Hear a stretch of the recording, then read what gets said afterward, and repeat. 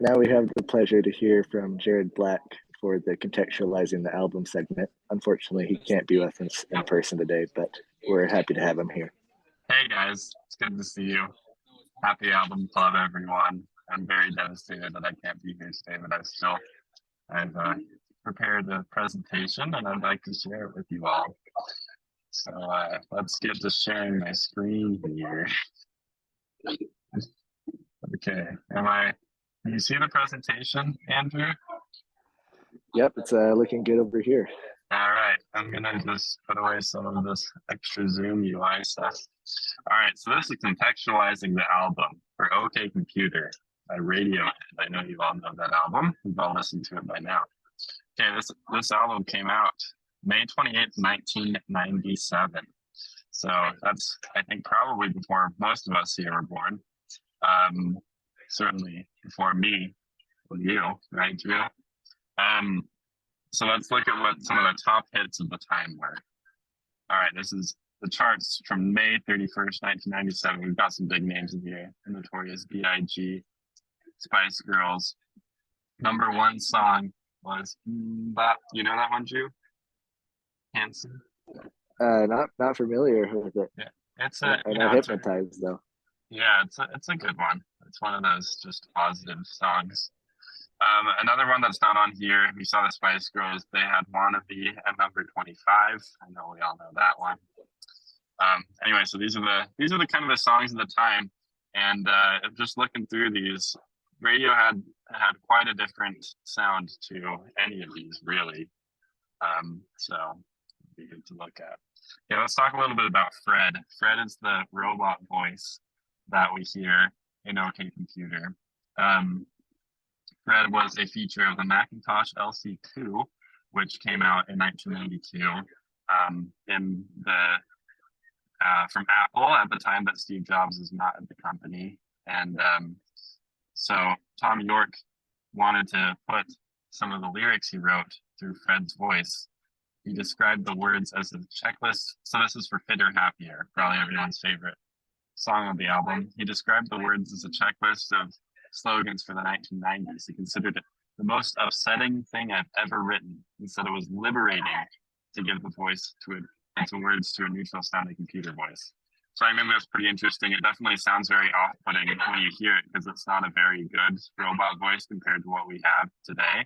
But even at the time, I think that was kind of the point, to make it just sound weird and disjointed and kind of dystopian in a way.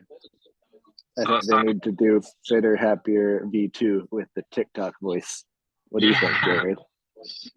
Fitter, happier, more productive. Yeah, exactly. Okay. So let's talk a little bit about the technological context. Obviously, that's a huge theme of this album, kind of looking ahead to the future and also kind of in the present, what technology was like. So in 1997, pagers were a popular form of communication. I don't think I've ever actually seen one of those in real life, I'll be honest. But that's how people were talking to each other. I read briefly on Wikipedia that schools tried to ban them because that's what the drug dealers used. They're at the cutting edge. And then just a couple months after OK Computer was released, Steve Jobs rejoined Apple, which was actually a pretty big deal because that led to the development of the iMac here.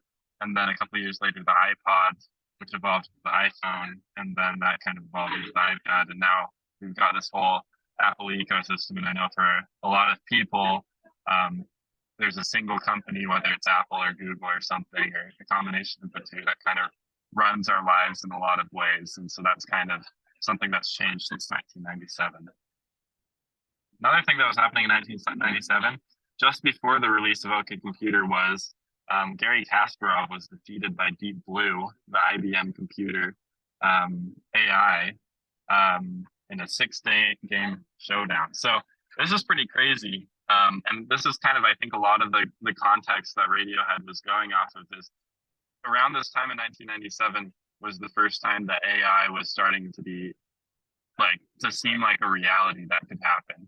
That an AI could beat this chess grandmaster. I think he was ranked number 1 in the world at the time. Was just such a crazy accomplishment. So it wasn't that big of a leap of the imagination to think that computers could start to kind of run our lives and replace humans in other ways as well. And then this last graphic I have here is just the number of mobile phone subscriptions from 1993 to 2021. So Serial released in 1997 here, which is just pretty minuscule. This on the y-axis here, we have number of mobile subscriptions in millions, which is kind of crazy because now apparently there's like more than 8 billion phone subscriptions, which is more than the number of people. So I guess businesses and whoever else has multiple phones for the same person. But back in 1997, no one had cell phones really, and that's kind of something that started to take off in the early 2000s and into where we are today. So, leaving off with my presentation, I've got some questions for you guys to discuss. Should you show desire to, I'm not going to know if you do or you don't, so feel free to ignore these. But what is the world that Radiohead is imagining and predicting look like? And how is that world we live in similar to that vision, and how is it different? And is the world that is portrayed in this album, is it better than the world that is portrayed in this album, or is it worse? And that's an interesting question, I think. One thing I'll say about this topic is I am seeing in OK Computer, just my take on this, like a lot of kind of a business oriented, like the big companies are gonna, like, it feels very corporate, and like how Figure Happier kind of talks about like the productive worker and like the person that just does the things that they're supposed to do.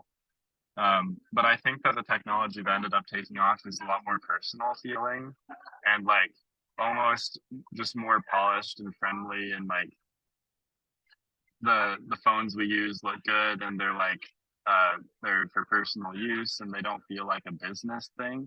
But I'm wondering, is that just like a thin skin for that thing that that Radiohead was describing, or is it something different? Anyway, that's my presentation. Thank you for joining, and I'll see you all next week. Thanks, Jared. Thanks for joining us. We'll see you soon.